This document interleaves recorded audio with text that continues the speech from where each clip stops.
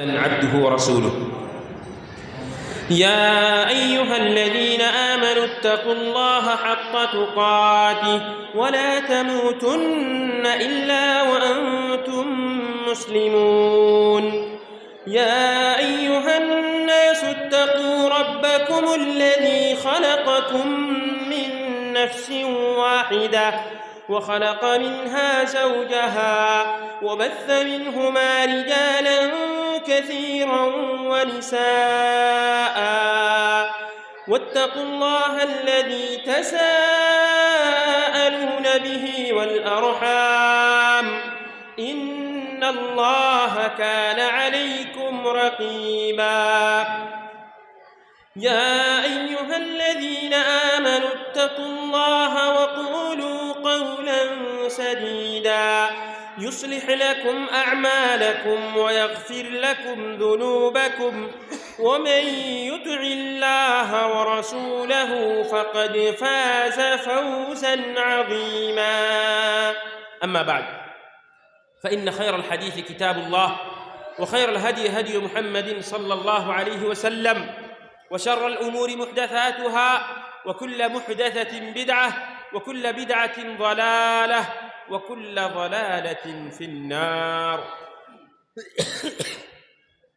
أما بعد فقد أرشد الباري في محكم تنزيله أعوذ بالله من الشيطان الرجيم بسم الله الرحمن الرحيم نحن قسمنا بينهم معيشتهم في الحياة الدنيا رب اشرح لي صدري ويسر لي أمري واحلل عقدة من لساني يفقهوا قولي رب زدني علما اللهم علمنا ما ينفعنا وزدنا علما وعملا صالحا متقبلا আজকে সভার যোগ্যতম সভাপতি মহাশয় মঞ্চে উলামা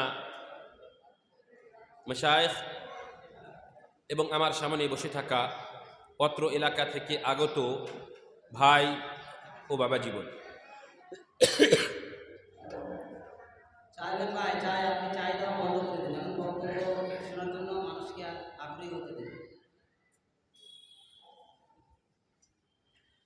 আমি সর্বপ্রথমে আপনাদেরকে একটা ওসিয়ত করব যেই ওসিয়ত রাসূলুল্লাহ সাল্লাল্লাহু আলাইহি সাল্লাম যখনই বক্তব্য রাখতেন বিশেষ করে খুতবা দিতেন তো সেই ওসিয়তটা করতেন সেই ওসিয়তটা আমি প্রথমে নিজেকে তারপরে আপনাদেরকে করতে চাই সেটা হচ্ছে আপনারা সকলেই আল্লাহ রাব্বুল আলামিনের ভয় নিজের ভিতরে সৃষ্টি করুন আল্লাহর ভয় ছাড়া কোনো উপায় নেই ইহকাল ও পরকালে সফলতা যদি আপনি পেতে চান তবে আমাকে আপনাকে আল্লাহ রাব্বুল আলামিনের ভয় নিজের ভিতরে সৃষ্টি করতে হবে এক কথায় তাকওয়া অবলম্বন করতে হবে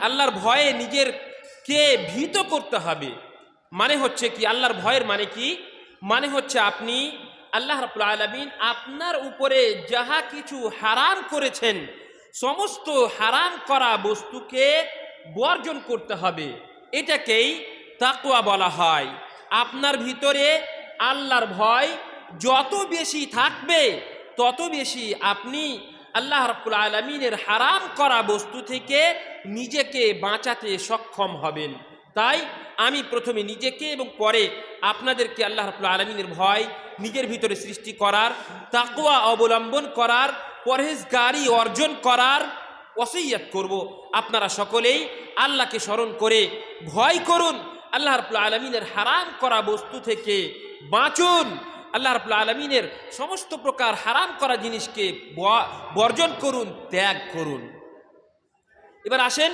তারপরে আরও একটা কথা আমি আপনাদেরকে বলে দিই যেহেতু আপনারা আজকে সকাল থেকে নিয়ে এখন পর্যন্ত এই মাহফিলে বসে আছেন এবং রাত্রি 8টা পর্যন্ত বসবেন ইনশাআল্লাহ তাআলা এর মধ্যে অনেকবার নবী সাল্লাল্লাহু আলাইহি ওয়াসাল্লামের নাম নেওয়া হবে আপনাদেরকে আমি সংক্ষেপে বলে দিই যে কোনো মাহফিলে যে কোনো জায়গাতে আপনার সামনে রাসূলুল্লাহ সাল্লাল্লাহু আলাইহি ওয়াসাল্লামের নাম যতবার নেওয়া হবে ততবার আপনি দয়া করে অবশ্যই রাসূলুল্লাহ সাল্লাল্লাহু আলাইহি ওয়াসাল্লামের উপর দুরূদ পাঠ করেন মানে মনে মনে সাল্লাল্লাহু আলাইহি ওয়াসাল্লাম অবশ্যই আপনি বলেন।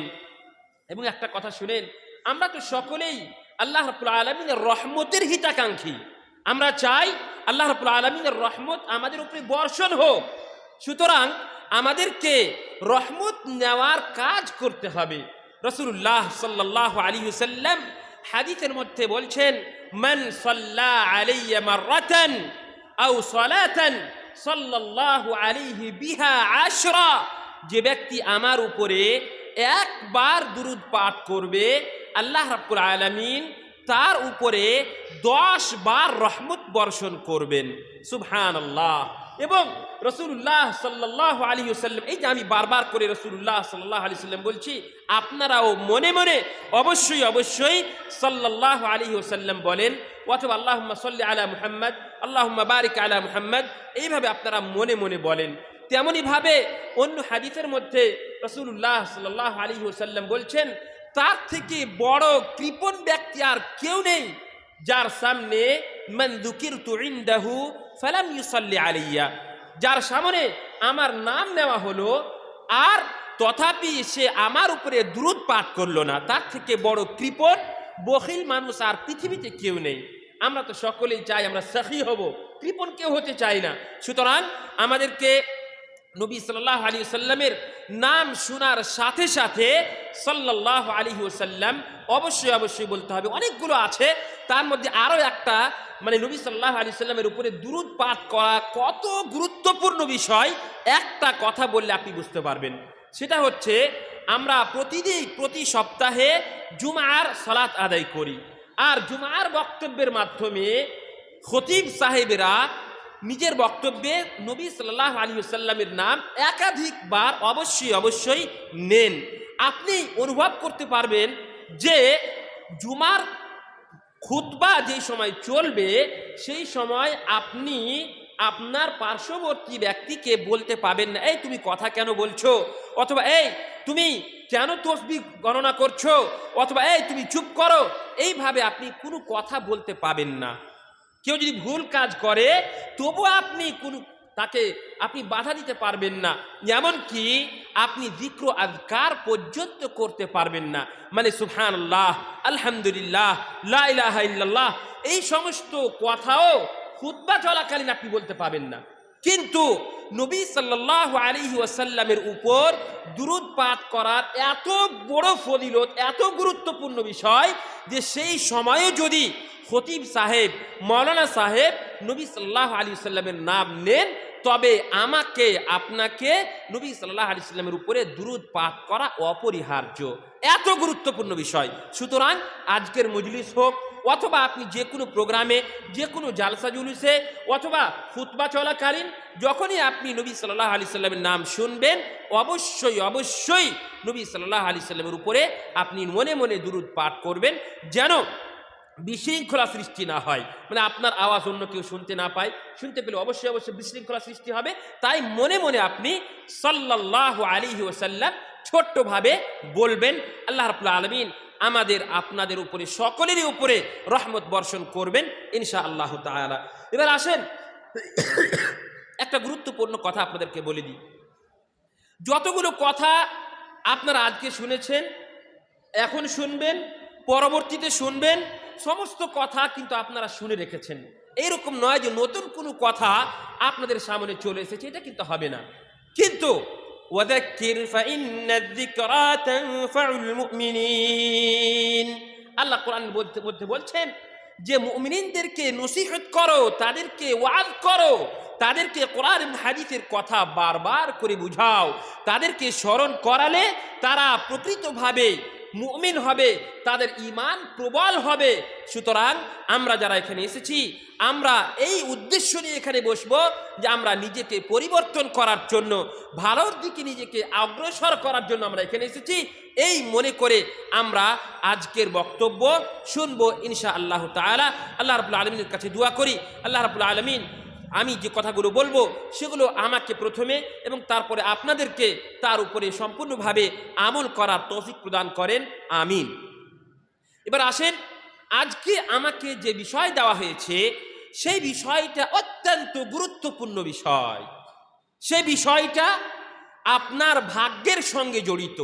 আপনার তাকদীরের সঙ্গে জড়িত।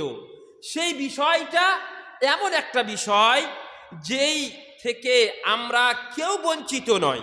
আমাদের মধ্যে প্রায় সকলের মধ্যে সেই জিনিসটা, সেই বস্তুটা পাওয়া যায়। নাসআলুল্লাহ আল আফিয়া ওয়াস সালামা। আল্লাহ রাব্বুল আলামিন আমাদেরকে যে বিষয় নিয়ে আজকে আলোচনা করব সেটা হচ্ছে হিংসা। হিংসা, পরচর্চা, হিংসা করা যেটা আছে, হিংসা নিয়ে আমি ইনশাআল্লাহ তাআলা আজকে আলোচনা করব এবং আল্লাহর কাছে প্রথমেই দোয়া করছি আল্লাহ রাব্বুল আলামিন আমাদের সকলকেই হিংসা থেকে যেন বাঁচিয়ে রাখেন, বলেন আমিন। সম্মানী মুসলিম সমাজ, ভাই ও বাবা জীবন, দেখেন আল্লাহ রাব্বুল আলামিন আমাদেরকে সৃষ্টি করার পূর্বেই আমাদের ভাগ্যে কি আছে সেটাকে লিখে রেখেছেন। মূসা এবং আদম আলাইহিস সালাতু ওয়াস সালামের মধ্যে একটা দ্বন্দ্ব সৃষ্টি হলো। কি দ্বন্দ্ব? মূসা আলাইহিস সালাতু ওয়াস সালাম বলছেন আদম আলাইহিস সালাতু ওয়াস সালামকে যে মূসা, না আদম আলাইহিস সালাতু ওয়াস সালাম, আপনার জন্য আমাদেরকে জান্নাত থেকে বের হতে হয়েছে। কি বলছেন? যে আপনার জন্য আমাদেরকে আল্লাহ রাব্বুল আলামিন জান্নাত থেকে বের করে দিয়েছেন। আপনি যদি ভুল কাজটা না করতেন তবে আমাদেরকে জান্নাত থেকে বের হতে হতো না। মূসা আলাইহিস সালাতু ওয়াস সালাম শোনার পরে, আদম আলাইহিস সালাতু ওয়াস সালাম শোনার পরে বলছেন, ইয়া মূসা আতালুমুনি, তুমি আমাকে এমন বিষয়ের সম্পর্কে মালামাত করছো, আমাকে লজ্জিত করছো, আমার উপরে কথা বলছো যে বিষয়টাকে আল্লাহ রাব্বুল আলামিন আমার এবং তোমার সৃষ্টির 50,000 বছর পূর্বে লিখে রেখেছেন। মানে আমরা পৃথিবীতে কতদিন বাঁচব, আমাদের ভাগ্যে কতটা রিস্ক, কতটা রুজি আল্লাহ রাব্বুল আলামিন লিখে রেখেছেন। পৃথিবীতে আমরা কে কি করব, কতদিন বাঁচব, কতটা আমরা খাবো, কিভাবে আল্লাহর ইবাদত করব, সমস্ত কিছু আল্লাহ রাব্বুল আলামিন লিখে রেখেছেন। সুতরাং তুমি আমাকে কেন এমন বিষয় সম্পর্কে এইভাবে কথা বলছো যে তোমার জন্যই বা আমার জন্যই তোমাদেরকে জান্নাত থেকে বের হতে হয়েছে, এইরকম কেন বলছো? মূসা আলাইহিস সালাতু ওয়াস সালাম চুপ হয়ে গেলেন। হাদিসের কথা, ফাহাজ্জা আদামু মূসা, এই যে মুনাজারা হলো বা মুজাদালা হলো, কথা কাটাকাটি হলো, এখানে আদম আলাইহিস সালাতু ওয়াস সালাম জিতে গেলেন। হাজ্জা মানে উনি জিতে গেলেন। সুতরাং আল্লাহ রাব্বুল আলামিন আমাদের ভাগ্যে সমস্ত কিছু লিখে রেখেছেন। যা কিছু আমরা করছি, যা কিছু করেছি এবং যা কিছু করব, সমস্ত কিছু আল্লাহ রাব্বুল আলামিন লিখে রেখেছেন। আপনি আবার এটা মনে করবেন না যে আমি ভুল কাজ করেছি সেটাও হয়তো লেখা আছে নাকি, না। শুনেন, আল্লাহ রাব্বুল আলামিন কোরআনে কারীমের মধ্যে বলে দিয়েছেন, ওয়াহাদাইনাহুন নাজদাইন, আমি মানুষকে সৃষ্টি করেছি এবং তাকে দুটো পথ দেখিয়ে দিয়েছি, ভালো এবং মন্দ। আপনি একটা উদাহরণ নেন, এক জায়গাতে পানি রাখা আছে, আর এক জায়গাতে আগুন রাখা আছে। আপনাকে যদি বলি যে আপনি কোনটা নেবেন, তা আপনি কি বলবেন? আমি পানি নেব বলবেন, আপনি তো আগুন নেবেন না। এর মানে কি? মানে হচ্ছে আপনি আপনার ব্রেনে, আপনার মস্তিষ্কে যে আপনাকে অর্ডার করলে, আপনার দিল বলছে, আপনার আত্মা বলছে, আপনার হৃদয় বলছে যে আমার জন্য আগুনটা নেওয়া ঠিক হবে না, কারণটা হচ্ছে আমার হাত পুড়ে যাবে। সুতরাং আপনি যখনই গুনাহ করতে যাবেন সেই সময় আপনার বিবেকে বাধা উচিত যে আপনি এই কাজটা যদি করেন তাহলে আল্লাহ রাব্বুল আলামিন আপনাকে গুনাহ দিবেন, আপনাকে আল্লাহ রাব্বুল আলামিন হয়তো শাস্তি দিতে পারেন। সুতরাং আপনাকে সেই কাজটা থেকে বেঁচে যেতে হবে। গুনহার কথা যখন বললাম, তো একটা আপনাদেরকে সংজ্ঞা বলে দিই, গুনহা কাকে বলে, এটা বলে আমি আমার মূল বক্তব্যের দিকে আগে বাড়বো ইনশাআল্লাহ তাআলা। রাসূলুল্লাহ সাল্লাল্লাহু আলাইহি ওয়াসাল্লাম হাদিসের মধ্যে বলছেন, আল ইসমু মা হাকা ফি সাদরিক ওয়া কারিহতা আন ইয়াত্তালিআ আলাইহিন নাস। আল ইসমু মা হাকা ফি সাদরিক, মানে গুনাহ হচ্ছে আপনার বিবেকে বাঁধবে, আপনার বিবেকে বাঁধবে যে আমি এই কাজটা করব কি করব না। আর একটা হচ্ছে কি, যদি আপনি এত সচরাচর হয়ে গেছেন সেই গুনার মাধ্যমে, আজকালকে আল্লাহুল মুস্তাআন আমাদের মাঝে বড় বড় কাবিরা গুনাহগুলো এত বেশি মাত্রায় হয়ে থাকছে যে সেই গুনাহগুলো এখন আমাদেরকে আর গুনাহ বলে মনে হয় না। একটা উদাহরণ, নামাজ মানুষ ছেড়ে দিচ্ছে, সালাত ছেড়ে দিচ্ছে। অধিকাংশই মুসলিম নিজেকে দাবি করা মানুষ, তারা সালাত ছেড়ে দেয়, মনে হচ্ছে যে সালাতটা ইসলামের অত গুরুত্বপূর্ণ বিষয় নয়। তেমনই ভাবে আপনাদের মুর্শিদাবাদ এলাকাতে বেশিরভাগ মানুষ দেখবেন যে বিড়ি খায়, বিড়ি তৈরি করে। মালদাতেও আমাদের তেমনইভাবে আছে। এই বিড়িটা যে হারাম, এটা এমনভাবে সচরাচর হয়ে গেছে, সে বিড়ি বানা থেকে নিয়ে হোক, বিড়ি খাওয়া থেকে নিয়ে হোক, বিড়ি বিক্রি করা থেকে নিয়ে হোক, প্রত্যেকটা মুসলিম হোক অমুসলিম হোক, সমস্ত দোকানে আপনি পাবেন যে এই বিড়ি, খৈনি, জর্দা, এই সমস্ত হারাম জিনিস আপনার বিক্রি হচ্ছে। মানে কি, মানে এই গুনাহটা এত বেশি সংখ্যায় হয়ে গেছে যে এখন এটাকে গুনাহ বলে মনে হয় না। কিন্তু তা সত্ত্বেও আল্লাহর রাসূল সাল্লাল্লাহু আলাইহি সাল্লাম কি বলছেন, আল ইসমু মা হাকা ফি সাদরিক। প্রথমত আপনার দিলের ভিতরে যদি ঈমান থাকে তবে বাঁধবে, বিবেকে বাঁধবে। আর যদি গুনাহ করে করে করে করে এত বেশি অভ্যস্ত হয়ে গেছেন যে আর বুঝতে পারছেন না যে এটা গুনাহ কি গুনাহ নয়, তবে কমপক্ষে আল্লাহর রাসূল সাল্লাল্লাহু আলাইহি সাল্লাম বলছেন, ওয়া কারিহিতা আন ইয়াত্তালি আলাইহিন নাস, আপনি অপছন্দ করবেন যে এই কাজটা করতে আপনাকে কে দেখে নিক। উদাহরণ, বিড়ি কথাটাই আপনাকে বলছি আমি। মনে করেন যে আপনি একটা বিড়ি খাচ্ছেন, আপনারা মনে করেন যে কেউ একজন হয়তো বিড়ি খাচ্ছে, এবার সেখান আপনার পাশ দিয়ে যদি একজন আলিম যান, একজন মাওলানা সাহেব পার হন, আপনি বিড়িটাকে লুকানোর চেষ্টা করবেন কি করবেন না বলেন? অবশ্যই চেষ্টা করবেন। কেন? তার কারণ হচ্ছে আপনি অপছন্দ করছেন যে এই বিড়ি খাওয়া কাজটা, বিড়ি খেতে আপনাকে কোনো আলিম দেখে নিক, আপনি এটা অপছন্দ করছেন। এর মানে আপনাকে ভেবে নিতে হবে যে আপনি গুনহার কাজ করছেন, তার জন্যই আপনি এটাকে অপছন্দ করছেন যে কোনো মানুষ আপনাকে এই বিড়ি খেতে দেখে নিক। তেমনইভাবে আপনি বলেন তো, আপনি বিড়ি খাওয়ার পরে আপনার বাবাকে, আপনি বাবা হলে ছেলেকে কি বলবেন যে বাপু লেও বিড়িটা খাও? এটা কি বলবেন আপনি? কখনোই বলবেন না। আপনি কেন বলবেন না? কারণটা হচ্ছে আপনি জানেন যে বিড়িটা ভালো জিনিস নয়, এটা হচ্ছে হারাম। সুতরাং যখনই আপনার বিবেকে বাঁধবে যে এটা হয়তো আমি ভুল কাজ করছি, অথবা আপনি অপছন্দ করবেন যে আপনাকে এই কাজটা করতে কেউ দেখেনি, তখনই আপনাকে সেটা থেকে বেঁচে যেতে হবে। কারণটা হচ্ছে সেটা হচ্ছে গুনহার কাজ। এবার আসেন, আমার বিষয়বস্তু হচ্ছে হিংসা হাসাদ। দেখেন, আল্লাহ রাব্বুল আলামিন আমার আপনার পৃথিবীর সমস্ত মানুষের তাকদীরে, ভাগ্যে লিখে রেখেছেন যে আপনাকে কতটা রুজি দিবেন, আপনার ভাগ্যে কতটা খাওয়া দাওয়া আছে, কতটা রুজি আছে, কতটা টাকা পয়সা আছে, এবং কেমন বাড়ি ঘর হবে, কেমন গাড়ি হবে, মোটরসাইকেল হবে কি কার হবে, কি হয়তো কোনো কিছু হবে না, সমস্ত কিছু আল্লাহ রাব্বুল আলামিন আপনার আমার ভাগ্যে লিখে রেখেছেন। আপনি কিভাবে চলাফেরা করবেন, আপনার লাইফস্টাইল কিভাবে হবে, জীবনযাপন কিভাবে করবেন, সমস্ত কিছু আল্লাহ রাব্বুল আলামিন লিখে রেখেছেন। সুতরাং আমাকে আপনাকে আল্লাহ রাব্বুল আলামিন আমার ভাগ্যে আপনার ভাগ্যে যা লিখে রেখেছেন তার উপরে সন্তুষ্ট থাকতে হবে। যদি আপনি সন্তুষ্ট না থাকেন, কখন আপনি সন্তুষ্ট থাকবেন না? যখন আপনি দেখতে পাবেন যে একটা আল্লাহর অনুগ্রহ, আল্লাহর একটা নিয়ামত কোনো ব্যক্তির উপরে আছে, আর সেই নিয়ামতটা আপনার কাছে নেই। মনে করেন যে একজন ব্যক্তি একটা সুন্দর গাড়ি কিনেছে, আর আপনার কাছে ওই গাড়িটা নেই। আপনি দেখে মনে মনে হিংসা হচ্ছে, ওকে ওর গাড়ি আছে রে। অথচ দেখেন আপনার ভাগ্যে, আপনার কিসমতে, আপনার তাকদীরে আল্লাহ রাব্বুল আলামিন গাড়িটা লিখে রাখেননি। আর আপনি যদি ওই যে লোকটার ভাগ্যে আল্লাহ রাব্বুল আলামিন গাড়ি লিখে রেখেছেন, তার কাছে গাড়ি আছে, তার জন্য যদি আপনি দোয়া দিতেন, তার জন্য যদি আপনি দোয়া দিতেন, তাহলে হয়তো এই দোয়ার কারণে আল্লাহ রাব্বুল আলামিন আপনাকেও গাড়ি দিতেন।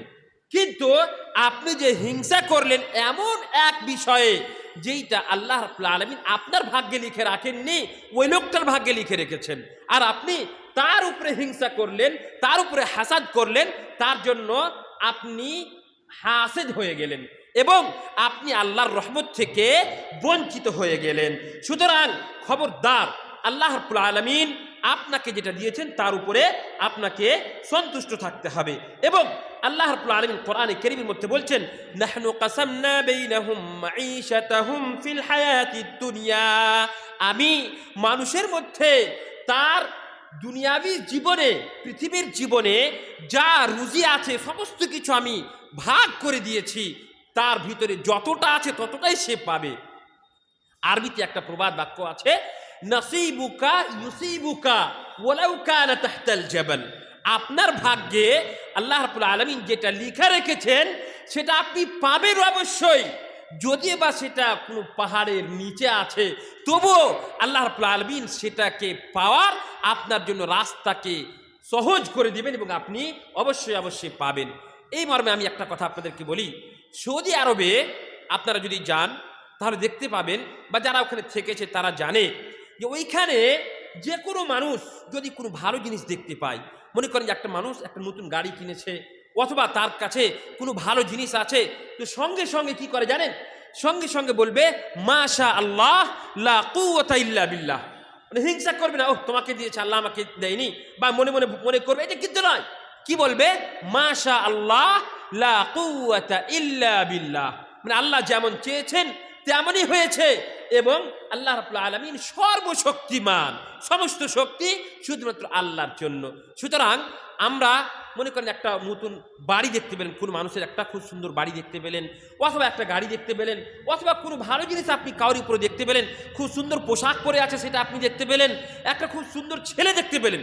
মনে করেন যে একটা মানুষ আছে, সে রাস্তা দিয়ে যাচ্ছে, সেই ছেলেটা খুব সুন্দর, ফটফটে সুন্দর ছেলে, ছোট বাচ্চা, আপনি দেখে বলছে কত সুন্দর ছেলে রে, না, এরকম বলা উচিত নয়। এই মর্মে হাদিস আছে, আমি ইনশাআল্লাহ তাআলা বলছি, আপনাকে যে কোনো জিনিস ভালো লাগবে সেই ক্ষেত্রে সঙ্গে সঙ্গে আপনি বরকতের দোয়া করবেন। আজকে সহিহ বুখারী পড়াতে একটা শব্দ এসেছিল যে নবী সাল্লাল্লাহু আলাইহি ওয়াসাল্লাম বলছেন যে যদি দেখতে পাও যে কোনো মানুষের কাছে কোনো ভালো জিনিস আছে, তাহলে বারাকতা, মানে বরকতের তাকে দোয়া দিতে হবে যে আল্লাহ রাব্বুল আলামিন তোমার এই জিনিসে বরকত প্রদান করুন। হিংসা করা মহাপাপ, হিংসা করতে হবে না, কি করতে হবে? তাকে দোয়া দিতে হবে। তাহলে আমাদের কর্তব্য বা দায়িত্ব হচ্ছে যে ভালো জিনিস দেখলে আমরা দোয়া দিব। আল্লাহ রাব্বুল আলামিন কোরআনে কারীমের মধ্যে মুমিনদের বৈশিষ্ট্য বর্ণনা করতে গিয়ে বলছেন, ওয়ালা ইয়াজিদুনা ফি সুদুরিহিম হাজাতাম মিম্মা উতু। আনসারী সাহাবায়ে কেরাম, মানে মদিনার বুকে যে সমস্ত সাহাবায়ে কেরামেরা ছিলেন তাদেরকে আনসারী সাহাবায়ে কেরাম বলা হয়। তো আনসারী সাহাবায়ে কেরামেরা মুহাজিরিন সাহাবায়ে কেরামেরা কে যদি আল্লাহ রাসূল সাল্লাল্লাহু আলাইহি সাল্লাম কোনো কিছু দিতেন, তাহলে তারা নিজের দিলের ভিতরে তাদের প্রতি কোনো হিংসা পেতেন না। তাই আল্লাহ রাব্বুল আলামিন আনসারী সাহাবায়ে কেরামদের প্রশংসা করতে গিয়ে কোরআনের মধ্যে তাদের যিকরে খায়ের করেছেন, সম্মানের সহিত তাদের বর্ণনা করেছেন। কি বলছেন? ওয়ালা ইয়াজিদুনা ফি সুদুরিহিম হাজা, তারা নিজের দিলের ভিতরে কোনো প্রকার হিংসা, হাসাদ, গিল কোনো কিছু পান না, যা কিছু তাদেরকে দেওয়া হয়। তেমনি ভাবে রাসূলুল্লাহ সাল্লাল্লাহু আলাইহি সাল্লাম হাদিসের মধ্যে বলছেন, লা তাহাসাদু ওয়ালা তানাজাশু ওয়ালা তাবাগাদু ওয়ালা তাদাবারু ওয়ালা ইয়াবি' বা'দুকুম আলা বাই'i বা'দ ওয়া কুনু ইবাদাল্লাহি ইখওয়ানা। রাসূলুল্লাহ সাল্লাল্লাহু আলাইহি সাল্লামের হাদিস সর্বপ্রথমে বলছেন কি? লা তাহাসাদু, খবরদার তোমরা এক অপরের প্রতি হিংসা হাসাদ করিও না। রাওয়াহুল বুখারী, সহিহ বুখারীর মধ্যে এই হাদিসটা এসেছে। সম্মানিত মুসলিম সমাজ, মানুষের পবিত্রতা দুই প্রকার। একটা হচ্ছে আপনার শারীরিক পবিত্রতা, আপনার মাথা থেকে নিয়ে পা পর্যন্ত কোনো জায়গাতে কোনো নাজিস নাপাক জিনিস লেগে নেই। আপনার পোশাক, আপনার শরীর, আপনার ত্বক, সমস্ত কিছু পবিত্র রয়েছে, এটা একটা। দ্বিতীয় হচ্ছে কি, এটা কিন্তু সহজ, আপনি আপনার শরীরকে পাক পবিত্র রাখবেন, এটা কিন্তু খুব সহজ বিষয়। স্নান করে নিলেন, ভালো পোশাক পরে নিলেন, আপনার শারীরিকভাবে আপনি পাক পবিত্র হয়ে গেলেন। কিন্তু পাক পবিত্রর আরো একটা দিক রয়েছে, যেটা হচ্ছে সব থেকে গুরুত্বপূর্ণ বিষয়। আর এই জিনিসটাকে পাক পবিত্র রাখা, এটা শুধুমাত্র আপনি এবং আপনার আল্লাহ রাব্বুল আলামিন জানতে পারবেন, এছাড়া তৃতীয় কোনো ব্যক্তি জানতে পারবে না। সেটা হচ্ছে কি? সেটা হচ্ছে তাহারাতুল কলব, মানে আপনার হৃদয়, আপনার আত্মা পবিত্র আছে না নেই, এই জিনিসটা হচ্ছে সব থেকে বড় বিষয়। আপনার আত্মা, আপনার হৃদয়, আপনার দিল কি থেকে পবিত্র? আপনার আত্মা, আপনার হৃদয়, আপনার দিল হিংসা হাসাদ থেকে পবিত্র আছে না নেই, এই বিষয়টা হচ্ছে সব থেকে গুরুত্বপূর্ণ বিষয়। সুতরাং আমাদেরকে নিজের দিলকে, আত্মাকে পবিত্র রাখতে হবে। আল্লাহ রাব্বুল আলামিন কোরআনে কারীমের মধ্যে বলছেন, ইয়াউমা লা ইয়ানফাউ মালু ওয়ালা বানুন ইল্লা মান আতাল্লাহা বিকলবিন সালিম। কিয়ামতের দিন আপনার মাল, আপনার ধন, আপনার সম্পদ কোনো কিছু কাজ দিবে না, এবং আপনার সন্তান সন্ততি কোনো কিছু কাজ দিবে না, ইল্লা মান আতাল্লাহা বিকলবিন সালিম। শুধুমাত্র আপনি যদি পবিত্র দিল নিয়ে যান তবে সেটাই কাজ দেবে। আপনার হৃদয়, আপনার দিল, আপনার আত্মা যদি পবিত্র থাকে তবে এই আত্মাটাই, আপনার পবিত্র দিল কিয়ামতের দিন আপনার কাজে আসবে। মানে হিংসা হাসাদ থেকে, কিনা কাপড় থেকে, বুগদ থেকে, আদাওয়াত থেকে, পরচর্চা থেকে, গীবত থেকে আপনার হৃদয় যদি পাক পবিত্র থাকে তবে এই দিলটা, এই কলবে সলিমটা, এটাই আপনার কিয়ামতের দিন কাজে দেবে। সম্মানীয় মুসলিম সমাজ, শুনে রাখেন, আল্লাহ রাসূল সাল্লাল্লাহু আলাইহি সাল্লাম হাদিসের মধ্যে বলছেন কি, ইন্নাল্লাহা লা ইয়ানজুরু ইলা সুওয়ারিকুম ওয়ালা ইলা আমওয়ালিকুম ওয়ালাকিন ইয়ানজুরু ইলা কুলুবিকুম। আল্লাহ রাব্বুল আলামিন আপনার শারীরিক সৌন্দর্যকে দেখতে, মানে শারীরিক অত বেশি গুরুত্ব দেন না, যতটা আপনার হৃদয়, আপনার আত্মা পবিত্র আছে কি নেই এই জিনিসটার দিকে যতটা আল্লাহ রাব্বুল আলামিন দেখেন।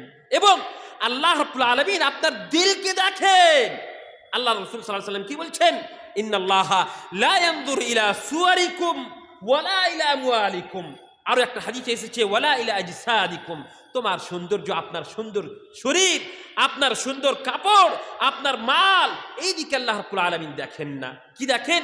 ওয়ালাকিন ইয়ানজুরু ইলা কুলুবিকুম ওয়া আমালিকুম। সুবহানাল্লাহ।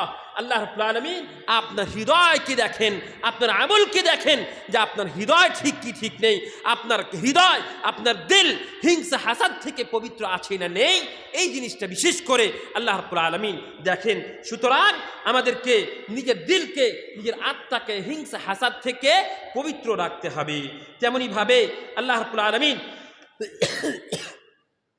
কোরআনের মধ্যে একটা সূরা অবতীর্ণ করেছেন, তার মধ্যে যে সমস্ত জিনিস থেকে পানাহ চাইতে বলেছেন বা দূরে থাকার জন্য দোয়া করতে বলেছেন, তার মধ্যে একটা হচ্ছে কি, ওয়া মিন শাররি হাসিদিন ইযা হাসাদ। মানে হাসিদের হিংসা থেকে, হিংসাকারীর হিংসা থেকে আমাদেরকে আল্লাহ রাব্বুল আলামিন পানাহ চাইতে বলেছেন। আমাদেরকে আল্লাহ রাব্বুল আলামিনের কাছে দোয়া করা দরকার। সম্মানীয় মুসলিম সমাজ, এই যে হিংসা হয়, হিংসা কিসের জন্য হয়? হিংসা বেশিরভাগ দেখবেন যে বাইরের মানুষের উপরে আপনার হিংসা হবে না। হিংসা কার উপরে হবে? দেখবেন যে ভাই ভাই হিংসা, ভাই বোনে হিংসা, বন্ধুতে বন্ধুতে হিংসা, মাওলানা মাওলানাতে হিংসা, মাদ্রাসা মাদ্রাসাতে হিংসা, জামাত জামাতের সহিত হিংসা। এই জামাতের লোকেরা ওই জামাতের সঙ্গে হিংসা করছে, ওই জামাতের লোকেরা এই জামাতের সঙ্গে হিংসা করছে, এই দলের লোকেরা ওই দলের সঙ্গে হিংসা করছে, ওই দলের লোকেরা এই দলের সঙ্গে হিংসা করছে, বলছে যে আমাদের লোক নয়, একে সালাম করতে হবে না, এর সঙ্গে কথা বলতে হবে না। এগুলো হচ্ছে হিংসার বিষয়। এই থেকেই তো হিংসা আরম্ভ হয়। আর হিংসার কারণে আমাদের এক অপরের ভ্রাতৃত্বভাব, এক অপরের মধ্যে যে ভালোবাসা রয়েছে, আমাদের সামাজিক ভালোবাসা হোক, পারিবারিক ভালোবাসা হোক, বন্ধুত্বর ভালোবাসা হোক, অথবা আমরা সমাজের মধ্যে যার সঙ্গে উঠা বসা করি তাদের ভালোবাসা হোক, সমস্ত কিছু নষ্ট হয়ে যায়। তার একমাত্র কারণ হচ্ছে কি? হিংসা এবং হাসাদ। হিংসার কারণেই, হিংসার জন্যেই এই ভ্রাতৃত্বভাব, এই আমাদের নেকি সম্পূর্ণভাবে শেষ হয়ে যায়। সুতরাং আমাদেরকে হিংসা থেকে বাঁচতে হবে। সম্মানীয় মুসলিম সমাজ, আমি হিংসা সম্পর্কে কয়েকটা গুরুত্বপূর্ণ পয়েন্ট আপনাদেরকে বলবো। তার মধ্যে একটা হচ্ছে কি, যে হিংসা কাকে বলে, আর দ্বিতীয় হচ্ছে যে হিংসার মারাতিব কি কি রয়েছে, মানুষ হিংসা কেন করে এবং হিংসা করলে কি কি ক্ষতি হবে। তেমনিভাবে এক একটা আপনাদেরকে কিস্সা বা নমুনা ঘটনা আপনাদেরকে শোনা হবে ইনশাআল্লাহ, এবং হিংসা থেকে আমরা বাঁচবো কিভাবে, এই 6টা পয়েন্ট সংক্ষেপে ইনশাআল্লাহ তাআলা আপনাদের সামনে বর্ণনা করব বিইذنিল্লাহ আযজা ওয়া জাল। সম্মানীয় মুসলিম সমাজ, দেখেন হিংসা কাকে বলে। 1 নম্বর, তো হিংসার সংজ্ঞা দিতে গিয়ে বলা হয়েছে, হুয়া তামান্নি জাওয়ালি আন-নি'মাতি আনিল গায়র। একটা মানুষকে আল্লাহ রাব্বুল আলামিন একটা মানুষকে কোনো অনুগ্রহ প্রদান করেছেন, কোনো মানুষের উপরে অনুগ্রহ করেছেন, একটা নিয়ামত দান করেছেন। আপনি সেই লোকটার কাছ থেকে সেই নিয়ামতটা শেষ হয়ে জাওয়াল মানে সেই লোকটার উপরে আল্লাহর যে অনুগ্রহ রয়েছে, আল্লাহর যে নিয়ামতটা রয়েছে, সেই নিয়ামতটা শেষ হয়ে যাক এর আপনি ইচ্ছা করছেন, আকাঙ্ক্ষা করছেন। এটাকেই বলা হয় কি? এটা কি বলা হয়? হিংসা। এবং আল্লাহ রাব্বুল আলামিন কোরআনের মধ্যে এর সম্পর্কে বলেছেন, ওয়া ইয়াকাদুল্লাযীনা কাফারু লায়ুযলিকুনাকা বিআবসারিহিম। ইবনে আব্বাস রাদিয়াল্লাহু তাআলা আনহুমা এর ব্যাখ্যা বিশ্লেষণ করতে গিয়ে বলছেন, আই ইউইনুকা বিআবসারিহিম, মানে মানুষ চোখ দিয়ে দেখবে যে এর উপরে কত সুন্দর জিনিস আছে এবং ইচ্ছা করবে কি যে এর নিয়ামতটা তার উপর থেকে শেষ হয়ে যাক, এইভাবে দোয়া করবে, এইভাবে চাইবে। সুতরাং এটা হিংসা করাটা হচ্ছে মহাপাপ। শুনেন, হিংসা সম্পর্কে হাদিসের মধ্যে আয়েশা রাদিয়াল্লাহু তাআলা আনহার হাদিস, সহিহ বুখারী এবং মুসলিম সব জায়গাতে এসেছে। বলছেন যে একটা মানুষের যে আইন, মানুষের দেখা, বললাম না যে মানুষ দেখে কোনো জিনিস দেখে, দেখার পরে হিংসাটা হয়। তো এই যে দেখার পরে হিংসাটা যেটা হবে, তো এই হিংসাটা হয় কি এক প্রকার, আরও একটা হয় কি যে মানুষের চোখ নজরে বাদ লেগে যাওয়া। মানে এই যে মানুষ বলে না যে নজর লেগে গেছে, ছেলেটাকে নজর লেগে গেছে, বলে কি বলে না, শুনেছেন তো আপনারা, এই ছেলেটাকে নজর লেগে গেছে, এই মানুষটাকে নজর লেগে গেছে। তো এটা শরীয়ত সম্মত কি? তো দেখেন, এটা হয় কি হিংসার কারণে এই নজরটা লাগে। হিংসা যে ও এর ভিতরে এত সুন্দর মানুষ অথবা এত সুন্দর জিনিসের কাছে আছে, এই জন্যই কিন্তু এইটা আইনটা বা নজরের বদটা লেগে থাকে। এবং রাসূলুল্লাহ সাল্লাল্লাহু আলাইহি ওয়াসাল্লাম বলেছেন, আল আইনু হাক্কুন, কোনো মানুষের দৃষ্টি কারোর উপরে পড়ে এবং তার উপরে বদ নজর লেগে যায়, এটা কিন্তু সত্য, এটা হতে পারে। এই কথা হযরত আয়েশা রাদিয়াল্লাহু তাআলা আনহা থেকে বর্ণিত, নবী সাল্লাল্লাহু আলাইহি ওয়াসাল্লাম বলেছেন। তো কাউকে যদি নজর লেগে যায় তাহলে কি করতে হবে? তো সহিহ বুখারীর রিওয়ায়াত আছে, বলছেন তার হাতকে, তার পাকে, তাকে ওযু করাতে হবে। এক কথায় তাকে ওযু করাতে হবে, আর ওযু করার পরে ওযুর পানিটা পিছন থেকে তার হাতে, পায়ে এবং তার মাথাতে ঢালতে হবে। তবে সেই লোকটা ঠিক হয়ে যাবে ইনশাআল্লাহ তাআলা। যদি কাউকে বদ নজর লেগে থাকে, খারাপ নজর যদি লেগে থাকে, তাহলে ইনশাআল্লাহ তাআলা এই খারাপ নজরটা তার উপর থেকে সরে যাবে। একজন সাহাবীর সম্পর্কে হাদিসে এসেছে, একজন সাহাবী গোসল করছিলেন আর তার পাশ দিয়ে আরেকজন সাহাবী যাচ্ছিলেন, আর ইতিমধ্যে দেখা গেল যে সাহাবীটা গোসল করছিলেন সেই সাহাবীটা মানে হঠাৎ করে উল্টে পড়ে গেল, অজ্ঞানের মতো হয়ে গেল আর কি। তো আব কি করবে? যে সমস্ত সাহাবে কিরাম, অন্যান্য সাহাবে কিরামরা ছিলেন, ওরা আল্লাহ রসুল সাল্লাল্লাহু আলাইহি ওয়াসাল্লামকে গিয়ে বলেন যে আল্লাহ রসুল, একজন ব্যক্তি অমুক সাহাবী গোসল করতে করতে হঠাৎ করে পড়ে গিয়েছে। তো নবী সাল্লাল্লাহু আলাইহি ওয়াসাল্লাম জিজ্ঞেস করলেন, আতাত্তাহিমুনা আহাদান, তোমরা কি কাউকে তোহমত লাগাচ্ছ নাকি, মনে করছো যে হ্যাঁ কার নজর লেগেছে, এরকম তোমাদের কি সন্দেহ হচ্ছে? বলছি হ্যাঁ, আল্লাহ রসুল সাল্লাল্লাহু আলাইহি ওয়াসাল্লাম, একজন সাহাবী ওখান থেকে পার হচ্ছিলেন, তো আমাদের মনে হয় যে হয়তো ওরই বদ নজর লেগে গেছে, এইভাবে বলা হলো। তো নবী সাল্লাল্লাহু আলাইহি ওয়াসাল্লাম তাকে ডাকলেন আর ডেকে তাকে ওযু করতে বললেন, আর ওযুর পানিটা সেই সাহাবী যে গোসল করছিলেন তার উপরে ঢেলে দেওয়া হলো। তো তার উপরে যখন ঢালা হলো, তো সাথে সাথে সেই সাহাবী যে পড়ে গেছেন অজ্ঞান হয়ে উঠে চলতে লাগলেন এবং কোনো কিছু আর তার অসুবিধা হলো না। এর থেকে কি বোঝা গেল? এ থেকে বোঝা গেল একটা গুরুত্বপূর্ণ বিষয়। দেখেন, আমাদের আকীদার বিষয়টা কিন্তু খুব গুরুত্বপূর্ণ বিষয়। আপনি এটা মনে করবেন না যে বদ নজরটা শুধুমাত্র খারাপ মানুষের কাছ থেকে আসে, এটা কিন্তু মনে করবেন না। কেন? দেখেন, একজন সাহাবী যার সম্পর্কে আল্লাহর রাসূল সাল্লাল্লাহু আলাইহি ওয়াসাল্লাম তাদেরকে জান্নাতের সুসংবাদ দিয়েছেন আলহামদুলিল্লাহ, এবং সেই সাহাবীর নজর অন্য সাহাবীর উপরে পড়ছে আর তাকে বদ নজর লেগে যাচ্ছে, তার উপরে মানে সে অজ্ঞান হয়ে যাচ্ছেন। তাহলে বোঝা গেল কি?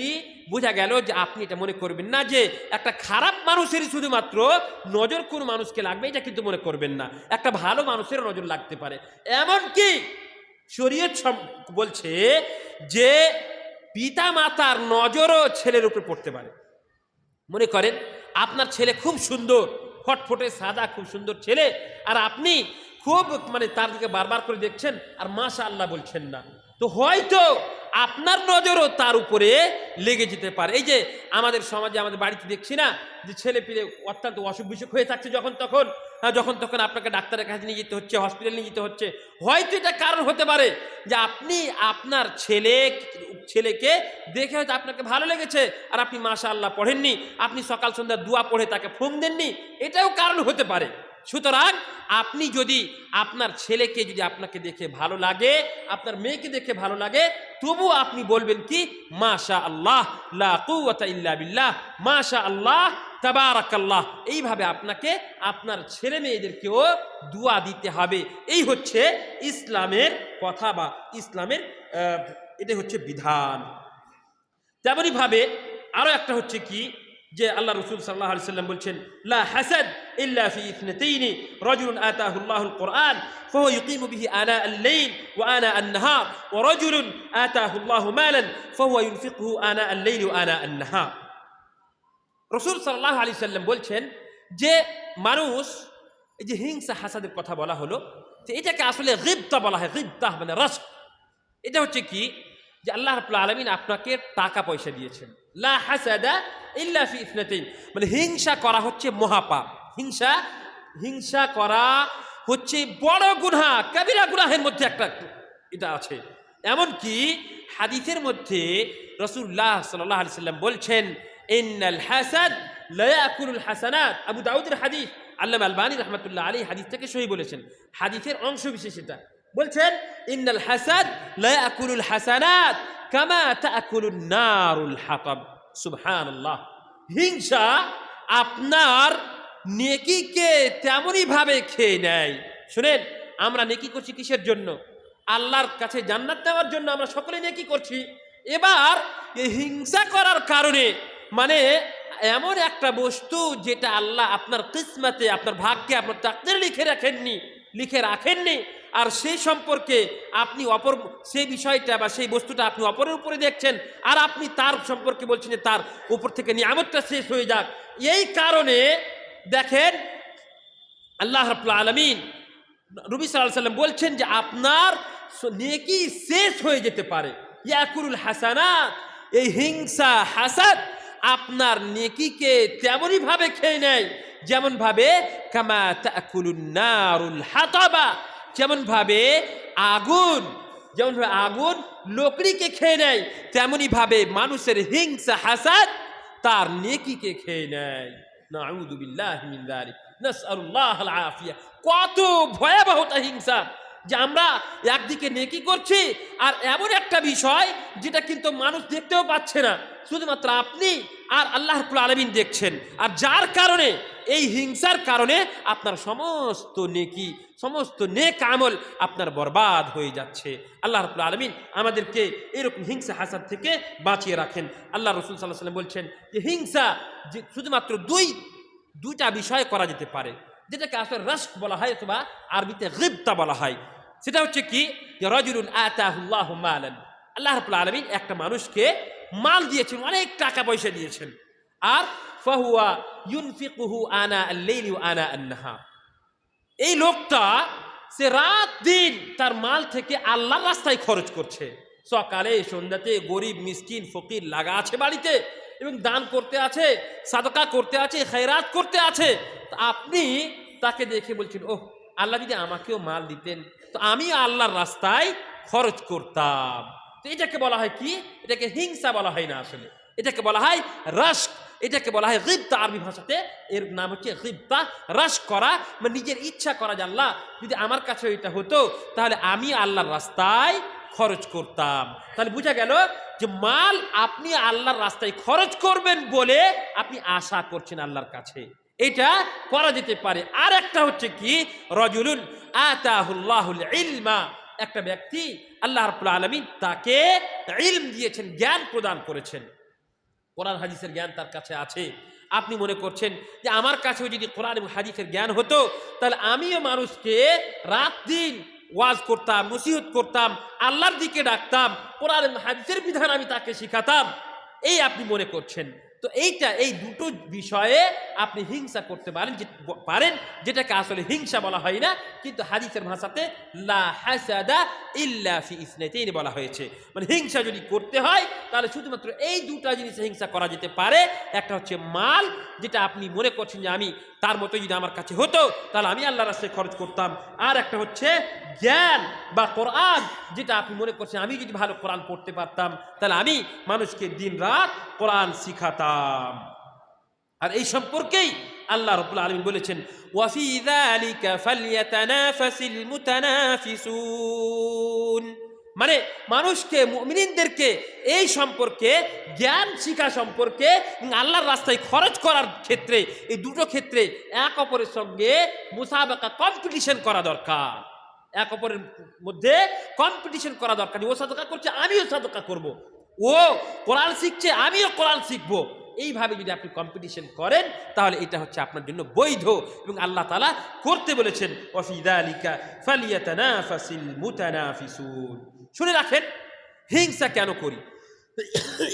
তো হিংসা করার কারণ হচ্ছে কি, হুব্বুদ দুনিয়া হিয়া আল্লাতী তাযীকু আলাল মুতাযাহিমিন ওয়া আম্মাল আখিরা ফালা যীকা ফিদ দুনিয়া।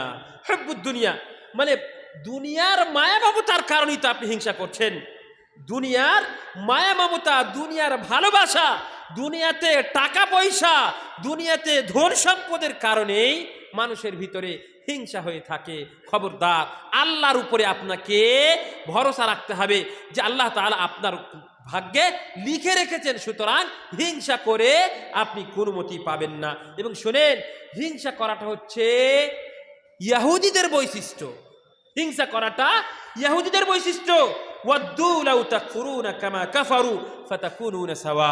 এবং কোরআনে আল্লাহ তাআলা বলছেন আম ইয়াহসুদুনা আন-নাস আলা মা আতাহুমুল্লাহু মিন ফাযলিহি ফাকাদ আতাইনা আলা ইব্রাহিমা আল-কিতাবা ওয়াল হিকমা ওয়া আতাইনাহুম মুলকান আযীমা। এবং ইহুদিরা মুমিনদের উপরে আর নবী সাল্লাল্লাহু আলাইহি ওয়াসাল্লামের উপরে, অন্যান্য আম্বিয়া কিরামদের উপরে, সকলেরই উপরে তারা হিংসা হাসাদ করেছিল। সুতরাং হিংসা করাটা হচ্ছে অত্যন্ত মহাপাপ। হিংসা করা আমাদের জন্য বৈধ নয়। তেমনি ভাবে হিংসার সম্পর্কে কাফেররাও হিংসা করেছিল।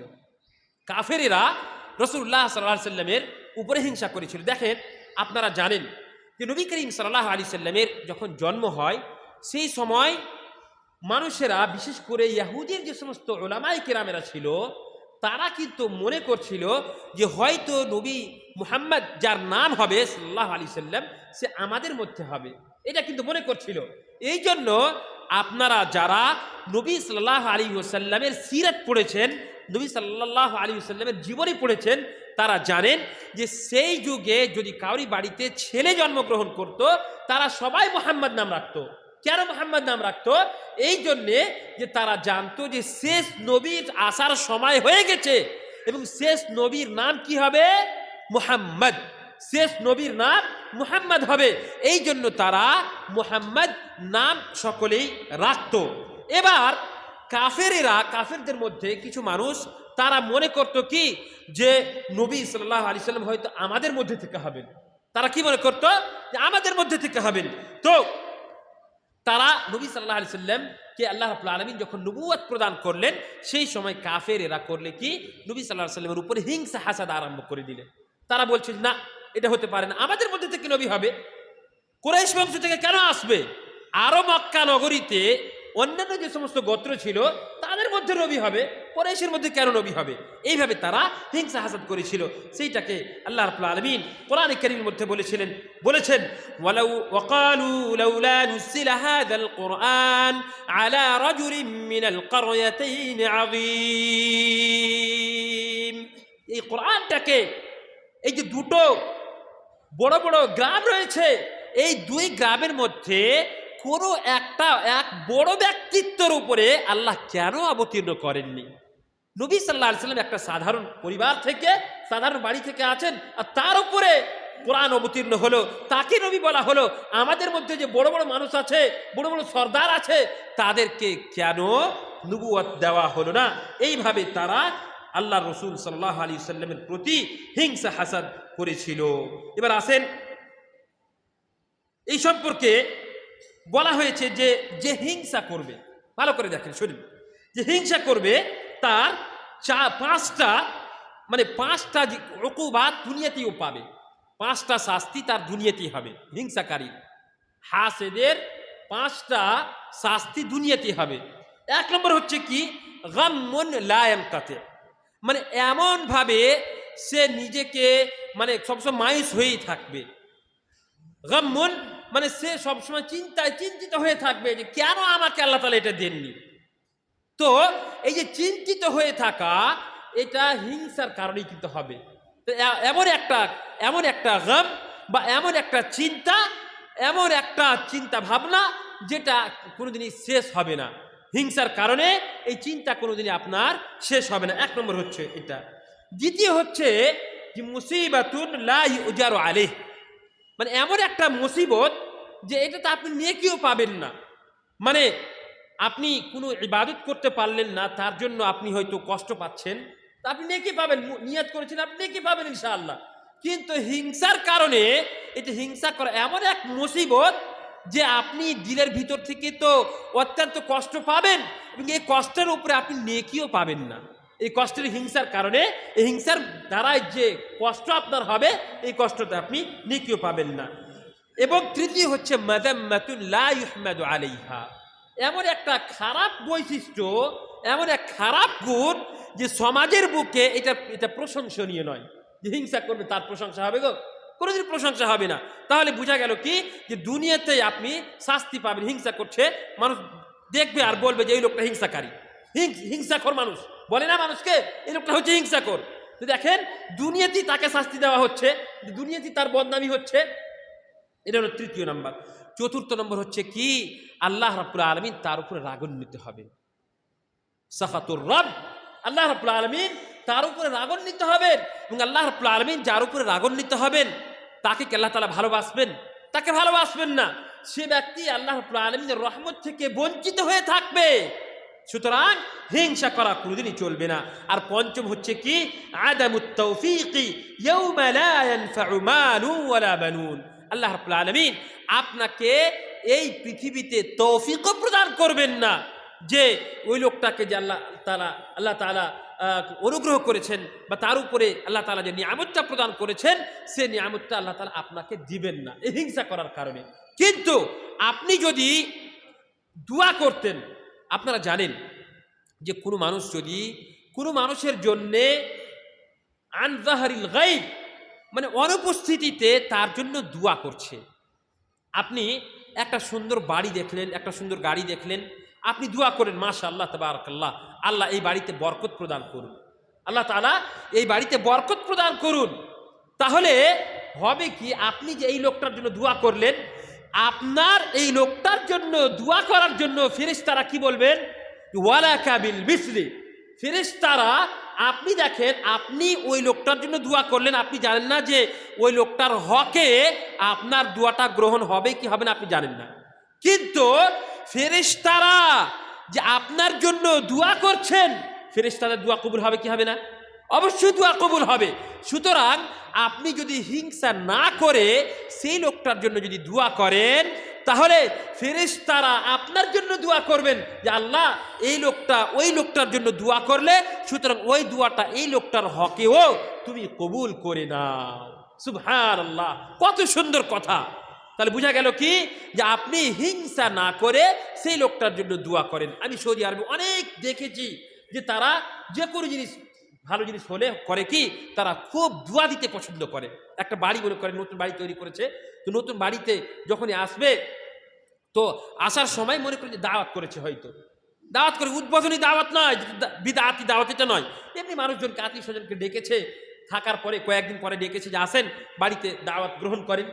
তো সেই সময় কি হয় জানেন, সেই সময় দেখেছি যে যে সমস্ত লোকেরা ওই বাড়িতে উপস্থিত হয়, সে চা খাওয়ার কারণে হোক, অথবা সে ভাত অথবা অন্য কিছু খাওয়ার দাওয়াতে হোক, তো তারা এসে সাথে সাথে দোয়া দেয় কি, আল্লাহ রাব্বুল আলামিন তোমার এই বাড়িতে বরকত প্রদান করুন। দোয়া দিতে শিখেন। আমাদের সমাজের লোকেরা এক অপরকে দোয়া দিতে জানে না। দোয়া দিতে হয়। আপনি যদি দোয়া দেন, তাহলে আপনার হকে ফেরেশতারা দোয়া করবেন, কাজে দোয়া দিতে শিখেন। কিভাবে দোয়া দেয়? বলবে যে আল্লাহ আপনার এই বাড়িকে ঈমান এবং আমালের সালেহের সহিত প্রতিষ্ঠিত করুন। কি বলবেন? আল্লাহ তাআলা আপনার এই বাড়িকে ঈমান এবং আমালে সালেহের উপরে প্রতিষ্ঠিত করুন। আল্লাহ তাআলা আপনাকে এই বাড়িতে বেশি বেশি করে যিকর আযকার করার তৌফিক প্রদান করুন। আল্লাহ রাব্বুল আলামিন আপনার এই বাড়িতে যতগুলো ছেলে মেয়ে হবে, সন্তান সন্ততি হবে, সমস্তকে নেক হওয়ার তৌফিক প্রদান করুন। আল্লাহ তাআলা আপনার ব্যবসা বাণিজ্যে বরকত প্রদান করুন। আল্লাহ তাআলা আপনার শরীরে, স্বাস্থ্যে, আপনার পরিবারে সমস্ত কিছুতে বরকত প্রদান করুন। এইভাবে ওনারা আরবিতে দোয়া দিয়ে থাকেন। আপনি আরবি জানেন তো বাংলাতেই দোয়া দেন, কিন্তু দোয়া দিতে শিখেন। এক অপরকে যদি দোয়া দেন তাহলে হিংসা হাসাদ থেকে আপনি বাঁচতে পারবেন এবং তার সাথে সাথে আমাদের ভিতরে এক অপরের মধ্যে ভালোবাসা, প্রেম প্রীত সৃষ্টি হবে ইনশাআল্লাহ তাআলা। আপনি অভ্যস্ত হওয়ার চেষ্টা করেন। দেখেন যে আপনার সঙ্গে যে লোকটা আপনার সঙ্গে হিংসা করছে বা আপনার থেকে দূরে সরে আছে, আপনি তার সঙ্গে সালাম করে যদি দোয়া করেন, তাকে দোয়া দেন, তো আপনি দেখতে পাবেন যে সেই লোকটা আপনার অনেক কাছে হয়ে গেছে। সুতরাং অবশ্যই অবশ্যই এক অপরকে দোয়া দেওয়ার আর দোয়া দিতে আপনারা শিখেন। তেমনইভাবে একটা উদাহরণ আপনাদেরকে বলি, বা তার আগে একটা হাদিস আমি বলি।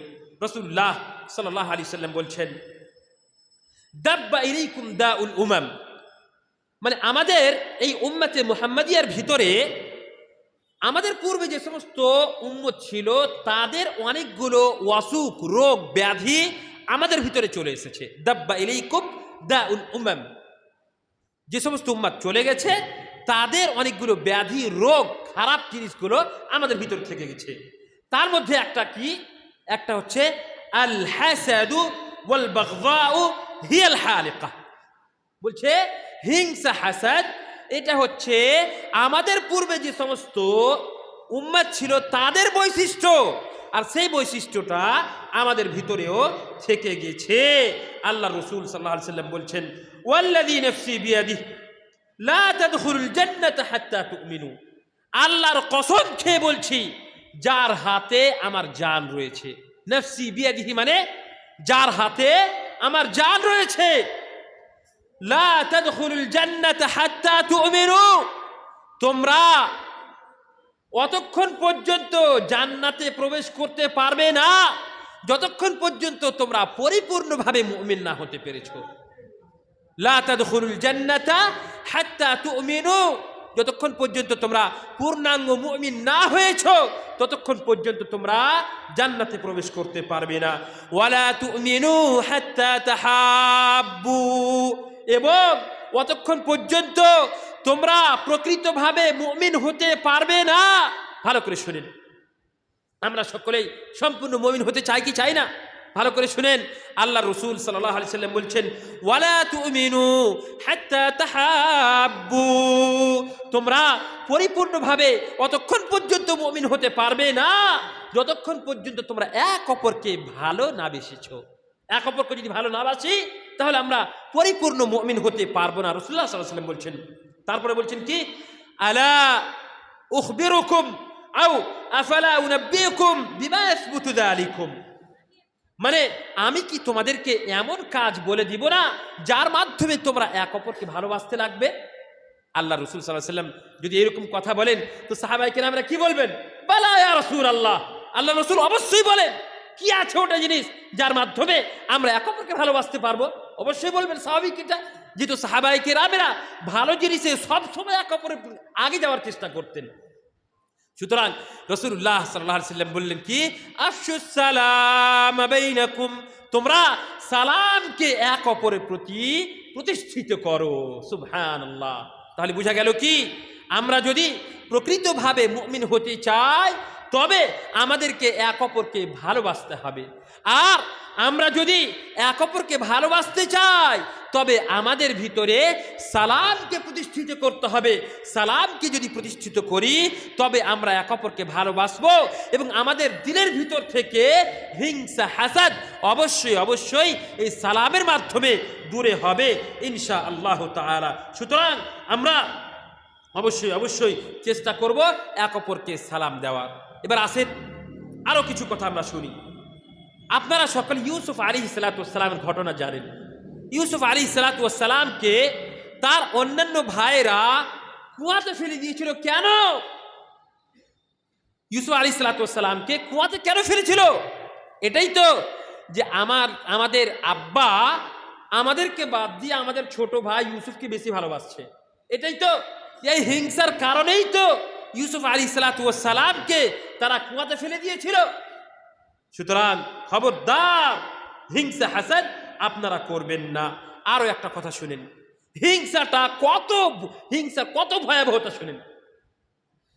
পৃথিবীর বুকে সর্বপ্রথম যে গুনাহটা করা হয় সেটা হচ্ছে হিংসা। হিংসার কারণেই হয়ে থাকে। এবং আসমানের বুকে যেই গুনাহটা হয়েছিল সেটাও কিন্তু হিংসাই ছিল। আদম আলাইহিসসালামকে জান্নাত থেকে কেন বের করা হলো? ইবলিস লাঈন, বা তার পূর্বে এই ইবলিসকে ইবলিস কেন করা হলো? শয়তান তাকে কেন বানা হলো? সে তো ফেরেশতাদের সঙ্গে থাকতো। আল্লাহ রাব্বুল আলামিন কি বললেন? আল্লাহ রাব্বুল আলামিন বললেন যে فإذا سويته ونفخت فيه من روحي فقعوا له ساجدين। আল্লাহ তাআলা আদম আলাইহিসসালামকে সৃষ্টি করলেন আর ফেরেশতারাকে বললেন যে তোমরা সাজদা করো। ফেরেশতারা সবাই সাজদা করলো, কিন্তু ইবলিস সে সাজদা করলো না। কি বললে? হিংসা হলো। কিসের হিংসা? বলছে খালাকতানি মিন নারিন ওয়া খালাকতাহু মিন তিন। আল্লাহ, তুমি আমাকে আগুন থেকে সৃষ্টি করেছো আর আদমকে মাটি থেকে সৃষ্টি করেছো। আগুনের বৈশিষ্ট্য হচ্ছে উপরে যাওয়া আর মাটির বৈশিষ্ট্য হচ্ছে নিচে যাওয়া। সুতরাং আমি হচ্ছি তার থেকে বেশি সম্মানীয়, কাজে আমি আদমকে সাজদা করতে পারবো না। আমি কি বললে? হিংসা হলো আদম আলাইহিসসালামের প্রতি, আর বললে যে আমি তাকে সিজদা করতে পারবো না। সুতরাং সর্বপ্রথম গুনাহ যেটা আসমানে হলো সেটা হচ্ছে কি? যে ইবলিস আদম আলাইহিসসালামের প্রতি হিংসা করেছিল। আর পৃথিবীতে কি হলো? পৃথিবীতে হাবিল এবং কাবিল, এরা হাবিলের হিংসা করেছিল। আল্লাহ তাআলা কোরআনের মধ্যে বলছেন ওয়াতলু আলাইহিম নাবা ইবনি আদম বিল হক ইয ক্বাররাবা কুরবানান ফাতুকব্বিলা মিন আহাদিহিমা ওয়া লাম ইউতাকাব্বাল মিনাল আখার ক্বালা লাআকতুলান্নাক ক্বালা ইন্নামা ইয়াতাকাব্বালুল্লাহু মিনাল মুত্তাকিন। হাবিল এবং কাবিল এরা দুজনেই আল্লাহ রাব্বুল আলামিনের কাছে কুরবানি পেশ করেছিল।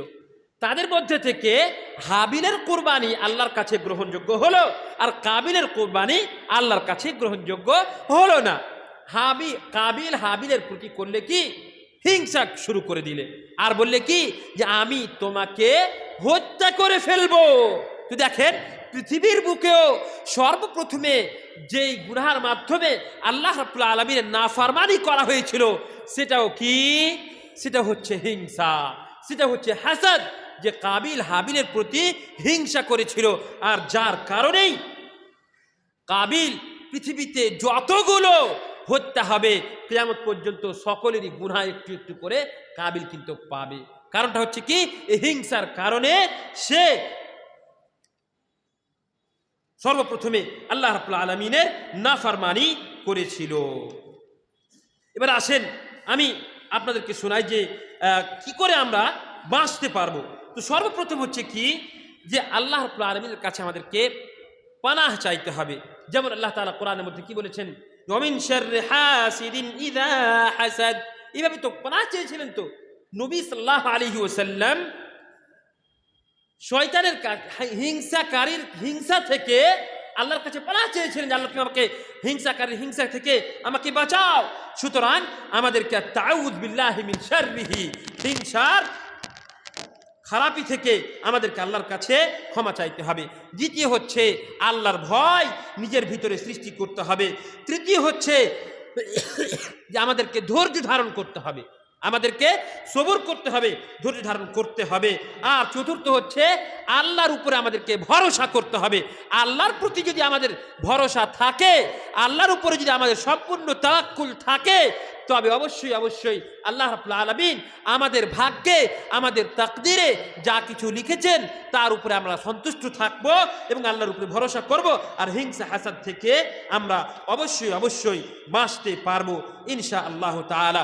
তেমনি ভাবে বেশি বেশি করে কোরআন তিলাওয়াত করতে হবে, জিক্র আযকার করতে হবে এবং সাদাকা করতে হবে।